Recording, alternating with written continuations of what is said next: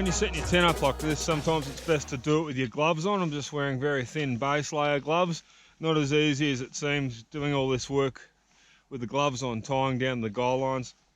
But the reason I'm wearing the gloves is particularly because the aluminium shovel just gets extremely cold. Just going to dig a hole here at the back door of the tent. Just gives you more space for your equipment. You may have seen us mentioning that before.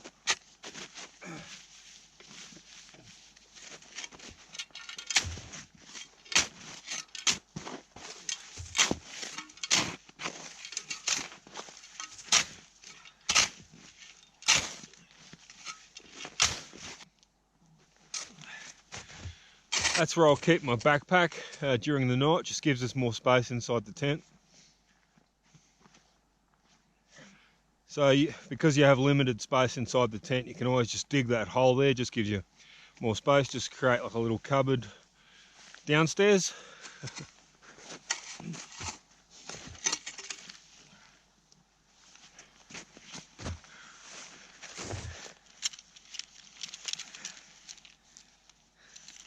Keeping all my tent pegs inside my pocket.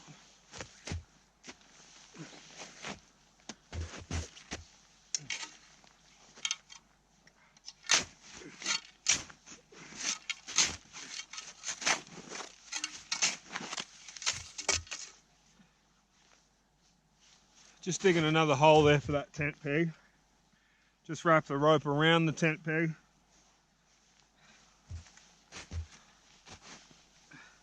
Stick it in the hole.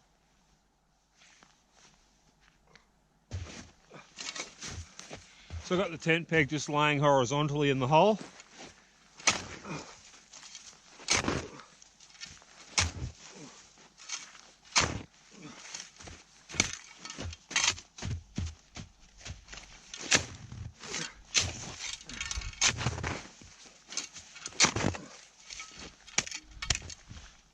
One thing to bear in mind when you're burying your tent pegs is in a couple of days all the snow could harden if it gets really particularly cold up here, and I will have to dig that tent peg out. So I buried it probably just over 12 inches deep. If you go too deep, you're just making your job a lot more difficult when you have to dig it back up again.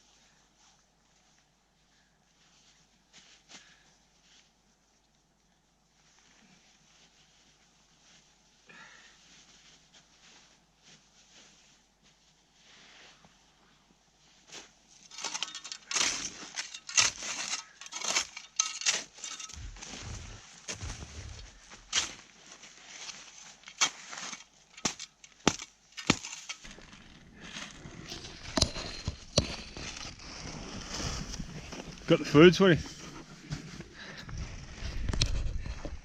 Can you put all the foods? Not that. That is for outside because it's I'm just getting ready. Can you get that all? I'm just starting to.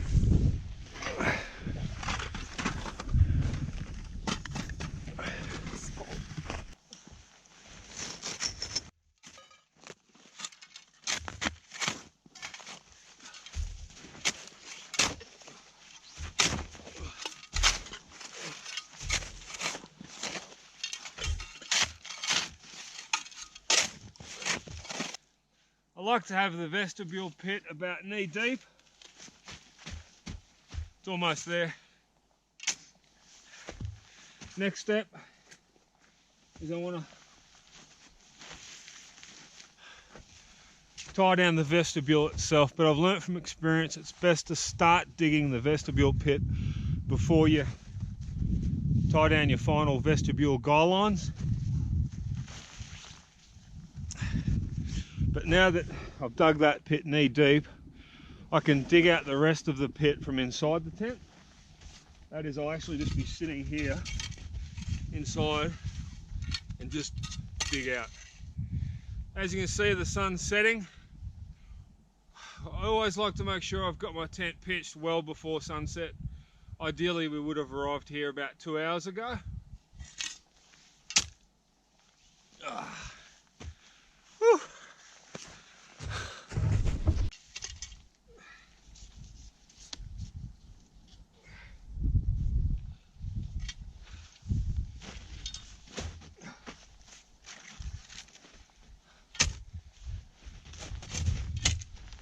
Very important guy line is this front one.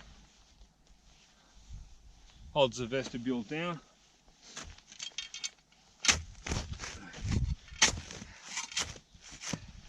The snow is really hard in this spot, so I'll only dig about probably 6 inches down for this tent peg.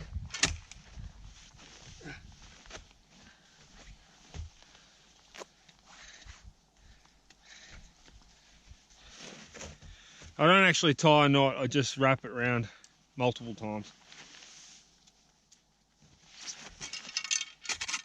Sometimes you can use the shovel just to push it down.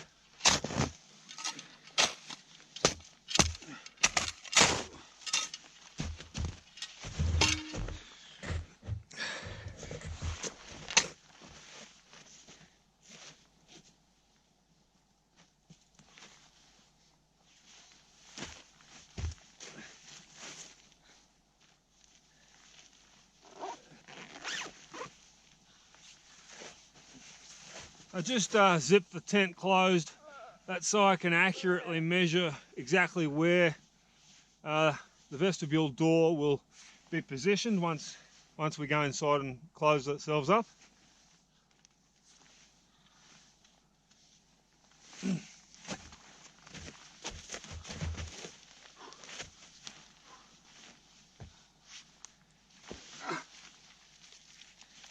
Got to be careful not to lose these little tent pegs in the snow.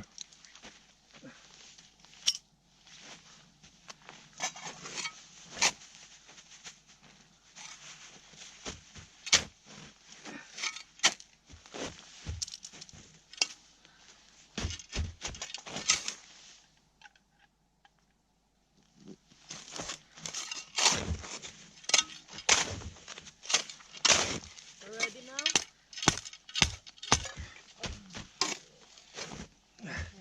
As I'm doing this, these merino wool gloves I'm wearing are getting wet. But what I do is I just carry multiple pairs of these base layer gloves. I don't carry any ski gloves at all. Tomorrow I'll just hang these up in the sunlight to dry. And inside the dry sack inside the tent, I've got those 2 extra pairs of woolen base layer gloves for tomorrow and the next day. And the ones I'm wearing will dry in the meantime.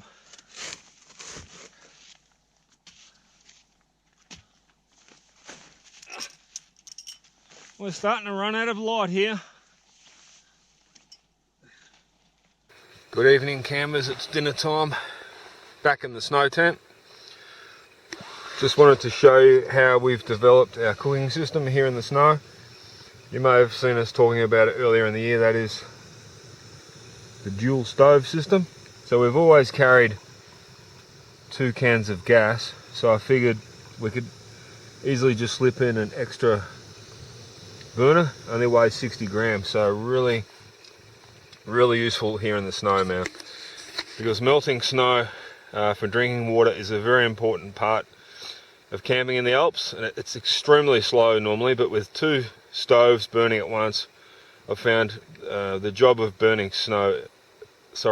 melting snow to just be so much faster. Here we've got some spaghetti bolognese, one of these hydration packs here, so I've got about 700 ml of water in there, just cooking that. Something I haven't mentioned before, I just thought I'd throw in here. I always keep my snow boots outside the tent at night. They are wet, unfortunately. And one tip is always make sure you undo your shoelaces and leave the boots wide open, because they might freeze overnight and it can be damn really difficult to get your shoes in there.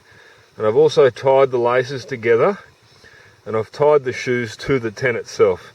So just in case there's wild dogs in the area, you never know what could happen.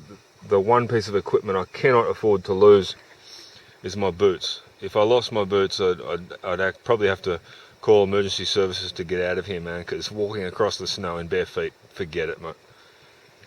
So quick tip there is always make sure your boots are either inside your tent, or if you are going to keep them outside, I'd recommend tying them down to something or hanging them in a tree. Make them completely dog proof. That's the main thing, because there have been instances of dogs running away with people's shoes. Even Tasmanian devils down in Tasmania. We're in Victoria here, different state. As always, the snow shovel is holding the vestibule of the tent back. There it is, dug into the snow. So quite often I just put my hand there just to make sure that the nylon fabric of the tent is not getting hot. And believe it or not, it's so cold outside. Look, it's a little bit warm there, but no risk of the nylon catching on fire, because that's one thing you want to be absolutely sure of, is make sure if you are cooking inside a vestibule, you've got a reliable stove system, and whatever you do, don't allow your tent to catch on fire, because hell, you would be living in hell, man, out here on a cold winter night in the snow with a tent that's on fire, man, and you wouldn't even be able to cook your dinner probably, because everything would just be a total disaster. Yeah, something to be really careful of out here, man. We always have one of these little foil trays here just to keep the pots off the snow, and a little reusable plastic meat tray just to keep some of the odd ends and pieces up off the floor of the tent, up off the snow. There's another piece of EVA foam. I've mentioned this before. That's just so I can put my foot down. And in winter we always bring a plastic digging trowel. That's just for, it's a snow melting tool. So what I do is I grab some snow and I'll take the lid off the pot, and I'll put some more of this snow into the pot when I want to melt, when I want to make drinking water. Just have a look in the pot, see what we've got here. There's me lamb just boiling. So once that's ready, I'll put the lamb and reuse the water. Just mix it into a stew inside that hydration foods pack. It's been a good trip, campers. We should do more of these kind of videos inside the tent, because we've shown you the outside of the tent too many times. Just got me socks drying up here. Good little drying system on inside this Mont Epoch tent. That's the name of the tent, Epoch. A lot of people ask us what's the brand name of the tent, and the name, it's the Mont Epoch.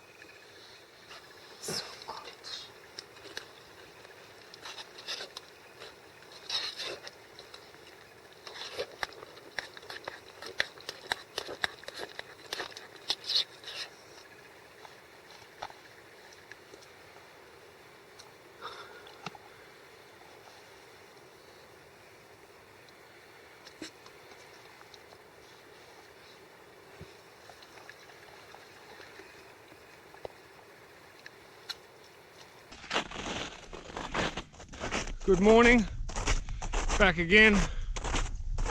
Just wanted to show you what we found here on the trail. Really nice snow wall that someone's built for an old campsite. Must have had their tent in there. Would have taken a few people to build this, I think. Let's go inside.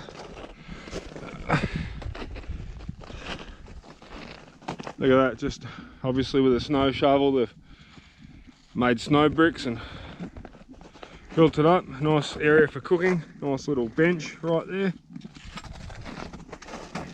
And in time the bricks harden, so this snow wall could be here for months, for the whole of winter, if no one disturbs it. Would have been a very nice spot to camp for us. Our campsite is just over that hill just there. I think we should have walked a little bit further and put the tent here. This is a nice spot. Could even have a fire right there, actually, right there in the middle. And we are heading up to the mountaintop.